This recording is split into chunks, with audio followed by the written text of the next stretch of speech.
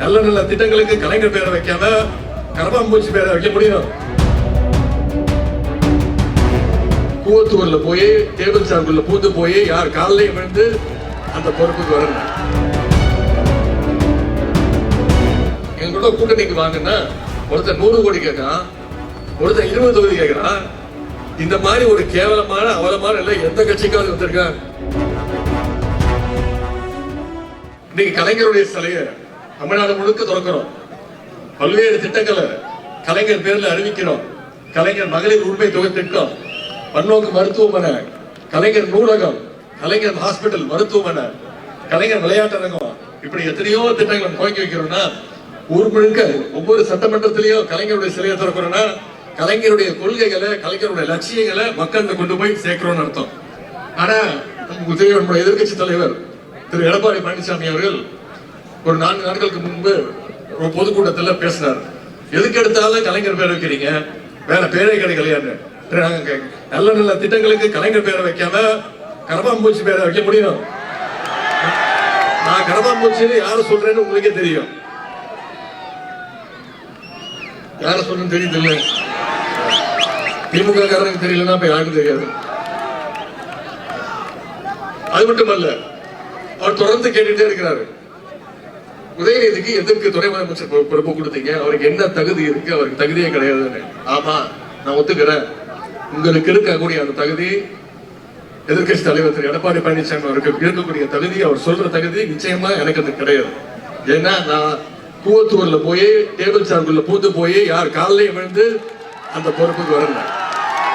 நான் இன்னும் சொல்றேன், எவ்வளவு பொறுப்புகள் இருந்தாலும் இளைஞரணி செயலாளர், துணை முதலமைச்சர், விளையாட்டுத்துறை அமைச்சர், சட்டமன்ற உறுப்பினர், இப்படி எத்தனையோ பொறுப்புகள் இருந்தாலும் அதையெல்லாம் விட அதிகமா என்றது எப்பொழுதுமே நான் உங்களுடைய வீட்டு பிள்ளையாக, அதுவும் பொறுப்பான ஒரு பிள்ளையாக கலைஞருடைய பேரனாக இருப்பேன் என்று நான் கூறிக்கொண்டு இந்த சிறப்பான நேரத்தில் இந்த வாய்ப்பை அளித்த அந்த நேர நண்பர்களுக்கு மீண்டும் என்னுடைய நன்றியை தெரிவித்து, நம்முடைய தலைவர் அவர்கள் ஏற்கனவே சொல்லியிருக்காங்க, வர 2026 சட்டமன்ற தேர்தல் இன்னும் சரியா பாத்தீங்கன்னா 15 மாதங்கள் 16 மாதங்கள் தான் இருக்கு நம்ம கையில.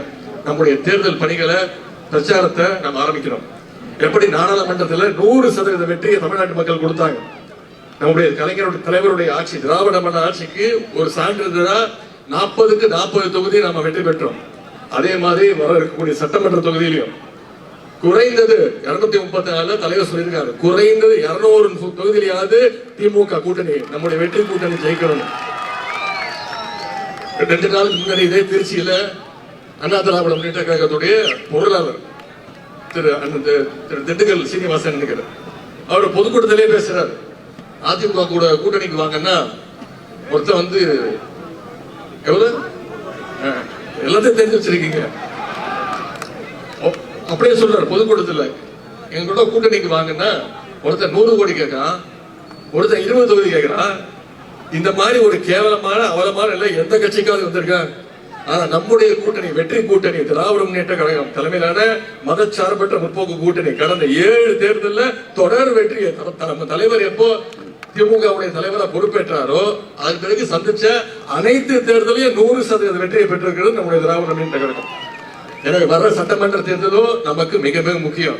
தலைவர் சொன்ன மாதிரி அந்த குறைந்தது 200 தொகுதி ஜெயிக்கணும்னா இன்றிலிருந்து அந்த பிரச்சாரத்தை, கழகத்துடைய திட்டங்களுடைய பிரச்சாரத்தை நீங்க ஒவ்வொருவரும், கழக உடன்பிறப்புகள் ஒவ்வொருவரும் அந்த பிரச்சாரத்தை மக்கள்கிட்ட எடுத்துக்கொண்டு போய் சேர்த்து இந்த தேர்தல் வெற்றியை 2026 மீண்டும் ஆட்சி அமைக்க போது திராவிட முன்னேற்ற கழகம் தான், மீண்டும் முதலமைச்சர் நம்முடைய தலைவர் அவர்கள் தான் என்ற அந்த உறுதிமொழியை இன்னைக்கு கலைஞருடைய சிலை முன்பு, பேரறிஞர் அண்ணாவுடைய சிலை முன்பு நாம் அத்தனை பேரும் உறுதி எடுத்துக்கொண்டு இந்த வாய்ப்புக்கு மீண்டும் நன்றி தெரிவித்து உங்கள் அனைவருக்கும் மீண்டும் 2026 ஞாபகப்படுத்தி நம்முடைய தேர்தல் பணிகளை இன்றிலிருந்தே ஆரம்பிங்க அப்படின்னு கூறிக்கொண்டு வாய்ப்புக்கு நன்றி கூறி விடைபெறுகின்றேன். நன்றி, வணக்கம்.